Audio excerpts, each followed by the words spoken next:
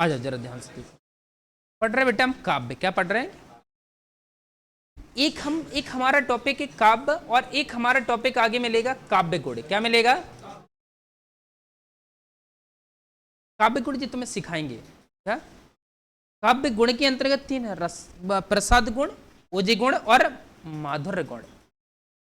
काव्य गुण क्या होते हैं वो तुम्हें बताएंगे। काव्य सुनना जरा ध्यान से, रसात्मक वाक्यम काव्यम, रस युक्त वाक्य ही क्या है?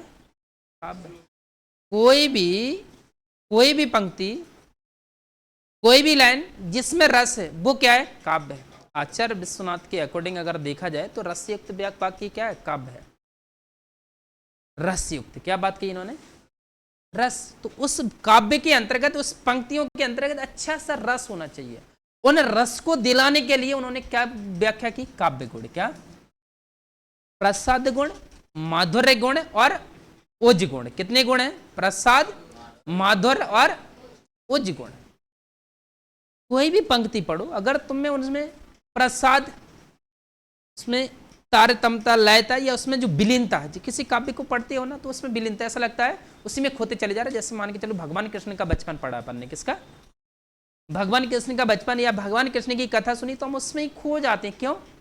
क्योंकि उनका बचपन और हमारा बचपन क्या है? मिलता जुलता है। तो उनके बचपन अपने बचपन में मिलते जुलते, उसमें खो जाना या उसी में विलीन हो जाना, वो प्रसाद गुण का परिचायक है। शांत रस हुआ, ये सब किसके परिचायक है बेटा? काव्य गुण के। एक है माधुर्य गुण, किसी भी काव्य को पढ़ते हुए मीठापन या मधुरता उत्पन्न आ जाए, अच्छा लगे, उसे माधुर्य गुण। ओज गुण, जिस काव्य या पंक्तियों को पढ़ते वक्त हमारे अंदर एक तरीका से उत्तेजना पैदा हो जाए, उसको हम क्या बोलेंगे? ओज गुण बोलेंगे। तो ये हमारे जो काव्य है उसके अंतर्गत 3 प्रकार के गुण बताएगा। अगर वो गुण नहीं है तो काव्य का कोई मतलब नहीं। जिस प्रकार उन्होंने एक तुलना करते हुए भी एक रचनात्मक रूप से बताया है कि एक स्त्री है, बहुत सुंदर है, सुशील है, बाहरी रूप से बहुत अच्छी लग रही है, जब उससे बात करते हैं तो बात में मिठासपन नहीं है। क्या नहीं है? तो क्या तुम्हारा बात मन करेगा बात करने का? नहीं करेगा। शुद्ध गंवारी भाषा है, एकदम ठेठ गांव वाली भाषा है, और उससे तुम बड़े प्यार से बात करना चाहते हैं, उसकी शकल, उसके हाव भाव को देखते हुए, लेकिन जब तुम उससे बात करते हो तो तुम्हारी मनोवास सारी के सारी तुम्हारी इच्छाएं धरी रह जाती हैं गलत जगह। वैसे ही अगर काव्य है, क्या है? काव्य के अंतर्गत काव्य गुण नहीं है, प्रसाद, ओज, माधुर्य गुण नहीं है, तो ऐसे काव्य का कोई मतलब नहीं है। कोई भी पंक्ति का कोई भी मतलब नहीं है। तो यहां काव्य मुख्यतः हम देखेंगे तो 2 पार्ट्स में डिवाइड किए, स्वरूप और शैली के आधार पर।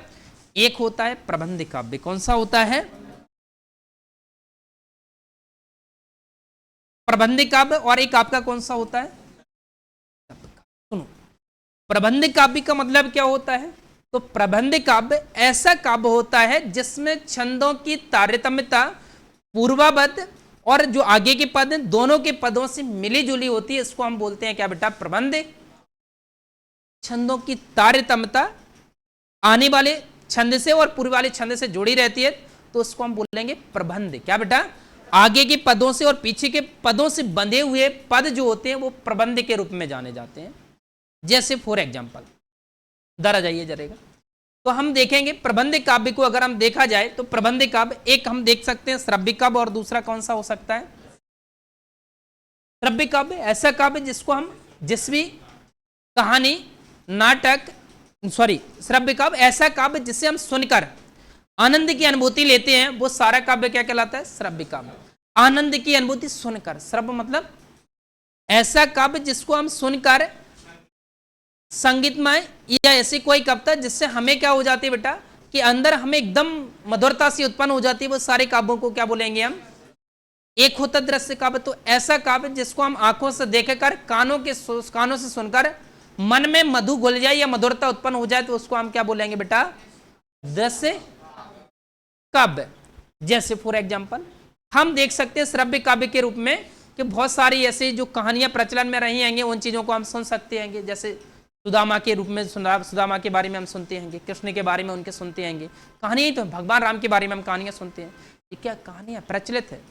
श्रव्य काव्य। दृश्य काव्य ऐसा काव्य जिसको हम आंखों से देखकर और कानों से सुनकर दोनों से आनंद की अनुभूति कर सकते हैं, उसको हम क्या बोलते हैं? दृश्य काव्य। जैसे नाटक हो गया, एकांकी हो गई, इसके अलावा कोई भी मूवी हो गई है, जिस सब किसके उदाहरण है? दृश्य काव्य। जैसे अभी एशिया कप आने वाला आज, तो तुम उसका जो आनंद लोगे वो किसके द्वारा लोगे? आंखों और प्लस दोनों सुनकर, दोनों चीजें हो जाएंगी। वही हम देख रहे हैं, एक श्रव्य काव्य महाकाव्य हो गया और दूसरा कौन सा हो गया बेटा?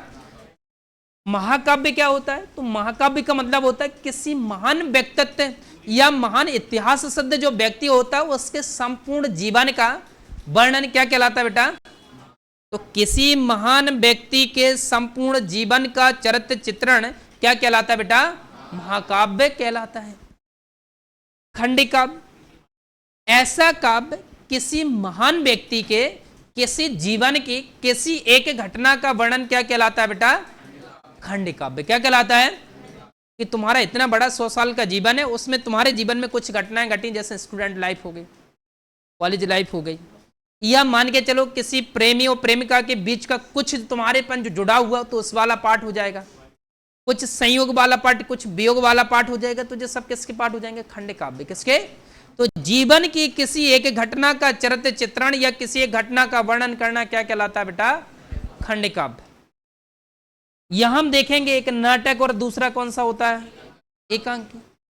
नाटक के क्या होता है? तो नाटक होता है मुख्य घटना के साथ साथ अदर प्रासंगिक घटनाएं होती हैं, उसको हम नाटक के बोलते हैं। और मैंने घटना होती है वो क्या कहलाती है? एकांकी कहलाती है। जैसे नाटक के साथ साथ तुमने और भी चीजें देखी हुई, साथ में गान पान, बगल में ढोलक, और भी सारी चीजें चल रही हैं, साथ ही एक आध बगल में एपिसोड वगैरह चला दिया, एडवर्टाइजमेंट निकाल दी, तो बस सब किसके पार्ट आ जाएंगे? नाटक। क्योंकि एक्स्ट्रा, नाटक प्लस एक्स्ट्रा। एकांकी में टोटल एक ही चलेगा, जैसे एक गुट जयशंकर प्रसाद की है। तो ये चीजें, तो बेसिकली नाटक और एकांकी ये किसके पार्ट होगा बेटा? ध्यान रखिएगा, एकांकी पूछा जाता है किसका पार्ट है? दृश्य काव्य का। किसका पार्ट है? दृश्य काव्य का। इधर देखो कौन बेटा? गे मुक्तक काव्य और दूसरा कौन सा हो गया? पाठ्य मुक्तक। मुक्तक काव्य बात आती है बेटा, मुक्तक काव्य किसकी आती है? तो मुक्तक काव्य क्या होता है? ऐसा काव्य जिसके पूर्वा पदों का कोई संबंध नहीं है, तो ऐसे काव्य को हम क्या बोलते हैं? मुक्तक काव्य। जैसे तुमने मीरा के पद पढ़े हो क्या? मीरा के पद पढ़े हो या सूरदास? सुनना जरा, मुक्तक काव्य मतलब अपने आप में मुक्त है। जैसे फॉर एग्जाम्पल हम इसमें कह सकते हैं, जैसे मीरा है तो 4 लाइनों, या सूरदास है या कबीरदास है, 4 लाइनों में अपनी बात कह जाते हैं। क्या रहीम है, रहमन पानी राखिए, बिन पानी सब सुन, पानी गई ना उभरे मोती मानस, 2 लाइनों में पूरी बात कह दी गई। तो ऐसा काव्य जिसमें ना तो आगे पर निर्भरता करे ना तो पीछे पर निर्भरता करे, अपने आप में वो लाइनें 2 लाइनें अपना पूर्ण भाव व्यक्त करें, तो वो सब क्या कहलाएंगे? मुक्तक काव्य। चाहे मीरा के पद देख लो या कृष्ण के जो सूरदास के पद देख लो, कितने 4 या 8 लाइनें कही, लेकिन उन्होंने पूरी बात कह दी। भगवान कृष्ण की घटनाओं का वर्णन सूरदास ने 4 लाइन में वर्णन कर दिया गया, मीरा ने 4 लाइनों में वर्णन कर दिया गया।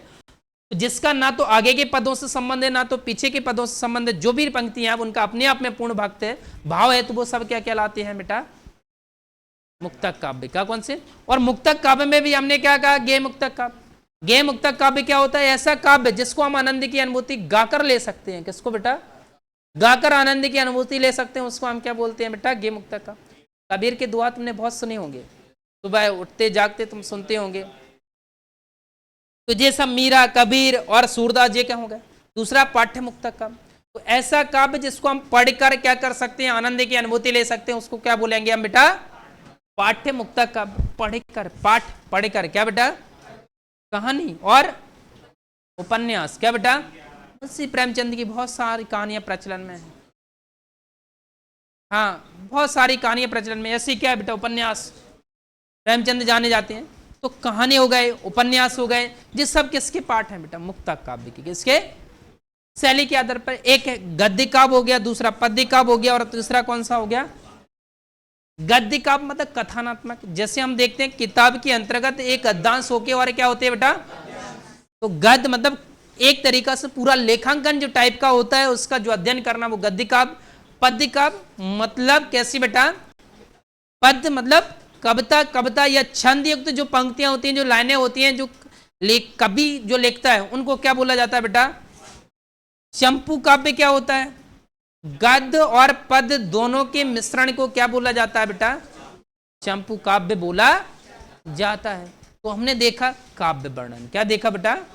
काव्य एक शैली के आधार पर, दूसरे स्वरूप के आधार पर। प्रबंध काव्य, मुक्तक काव्य। प्रबंध काव्य ऐसा काव्य जिसमें आगे और पीछे के पदों की तारतम्यता हो, एक दूसरे के पदों पर निर्भरता हो। मुक्तक काव्य ना तो आगे के पदों का संबंध ना के पूर्वा पदों का संबंध होता, मुक्तक काव्य कहलाता। दृश्य काव्य श्रव्य काव्य होता है, श्रव्य काव्य महाकाव्य खंडे काव्य, दृश्य काव्य नाटक एकांकी होता है। ये मुक्तक मतलब ऐसा काव्य जिसको हम गाकर आनंद की अनुभूति करते हैं, मीरा, सूरदास और कबीर के पद। और दूसरा पाठ्य मुक्तक काव्य ऐसा काव्य जिसको हम पढ़कर क्या करते हैं? आनंद की अनुभूति करते हैं, उसको क्या बोलते हैं हम? पाठ्य मुक्तक। कहानी और उपन्यास में अंतर क्या आता है बेटा? कहानी और उपन्यास में अंतर। कहानी को पढ़ा होगा बचपन में बहुत ज्यादा, दादा दादी नाना नानी ने बहुत सुनाई होंगी कहानियां। एक था राजा था, एक था रानी थी, ऐसे कुछ कहानी। उपन्यास किसी ने नहीं सुनाया होगा, क्या नहीं सुनाया होगा? उपन्यास बड़ा होता है, क्या होता है? बहुत सारे पेजेस होते हैं, क्या होते हैं बेटा? तो उपन्यास का पार्ट कैसा होता है? बड़ा होता है। और कहानी का पार्ट कैसा होता है?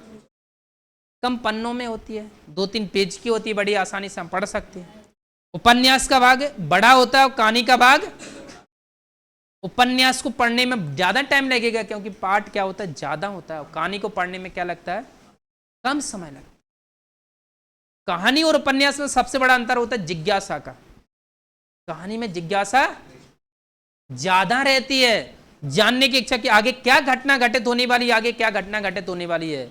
जबकि उपन्यास में क्या रहती है? जिज्ञासा कम रहती है। समझ में आई ना? तो कहानी में कम समय लगता है और उपन्यास में कहानी छोटी होती है और उपन्यास, और कहानी में जिज्ञासा अधिक होती है और उपन्यास में जिज्ञासा। ये बेसिकली क्या होते हैं? अंतर। क्या होते हैं? तो तुमसे पूछा जाएगा कहानी और उपन्यास में अंतर लिखो।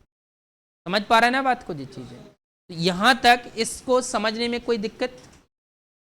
समझ लोगे बात को? कोई दिक्कत?